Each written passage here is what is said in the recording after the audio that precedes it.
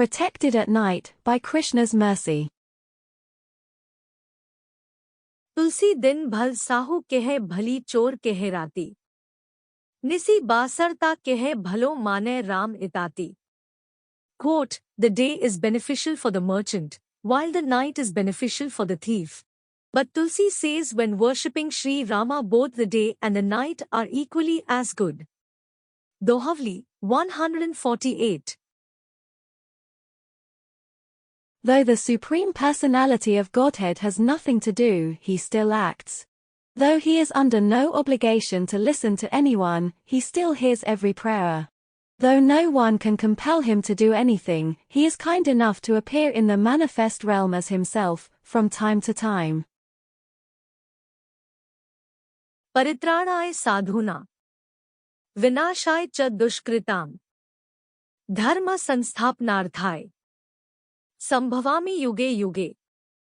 Quote, in order to deliver the pious and to annihilate the miscreants, as well as to re-establish the principles of religion, I advent myself millennium after millennium.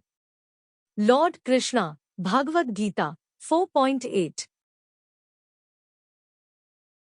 As explained in Bhagavad-gita, his visits serve two primary purposes. There is annihilation of the miscreants and the lowest among mankind. It is not difficult to contemplate such behavior, as it appears to be all around us. If we require historical examples to further understand the concept, there are the Rakshasas from Lanka.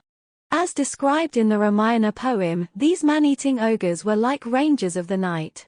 Also described as Nishachara, they would attack their unsuspecting victims at a time least expected and when perception was difficult. The Supreme Lord descended as Sri Rama to annihilate the miscreants. The other purpose is related. Rama protects the sadhus. These are the saintly people of the world. They require protection due precisely to the influence of nefarious characters like the Rakshasas. It should not have to be this way. If a sadhu leaves home to live in the forest, to conduct yajna in a peaceful manner, to progress further in spiritual realization through austerity and penance, why should anyone bother them? Accidental interference might be excused.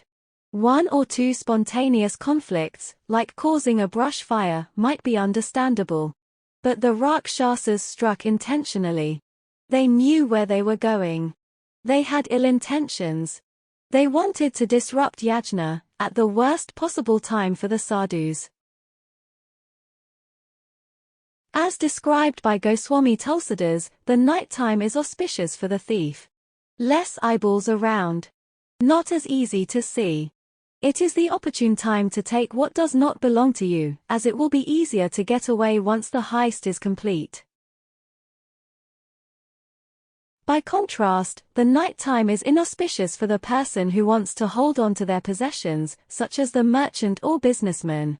We see that the saintly people in the Dandaka forest were harassed during the night time. This is when they were in the most danger. Except when Sri Rama is there. His association is auspicious both in the daytime and the night time. He protected the yajna of the sadhus. He taught a lesson to powerful intruders like Maricha and Subahu. Rama was neither deterred by the nighttime nor frightened by the grim visages of the attackers. Avjanan nehe mohad balormiti raghvam. Vishwamitrasya ta vedimabhyadhavam kritatvara. Ten muktastato banha shita shatrunibarhana.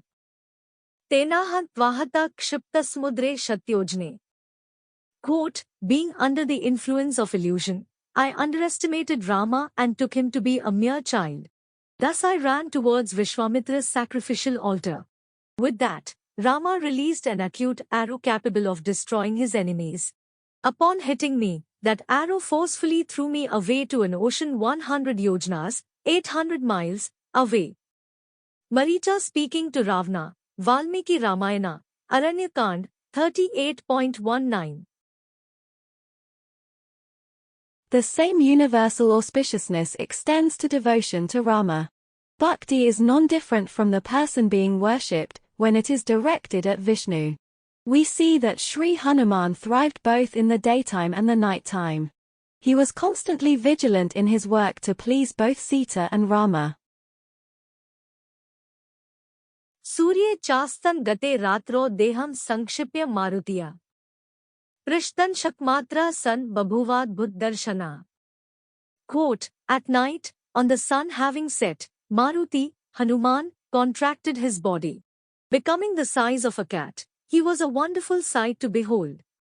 Valmiki Ramayana, Sundara Kand, 2.49. We can accept the teaching as a warning against placing too much importance on this situation or that. A better home. A more favorable climate. A job that pays more. Fancier clothes. A stylish car. Whether we are coming or going, rising or falling, healing or turning ill, devotion to Sita and Rama is everything. That devotion will bring everlasting benefits to transcend both time and circumstance. In closing,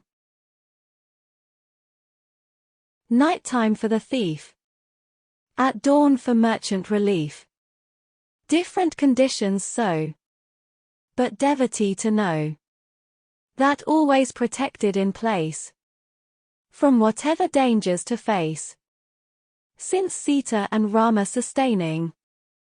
Devotional life maintaining.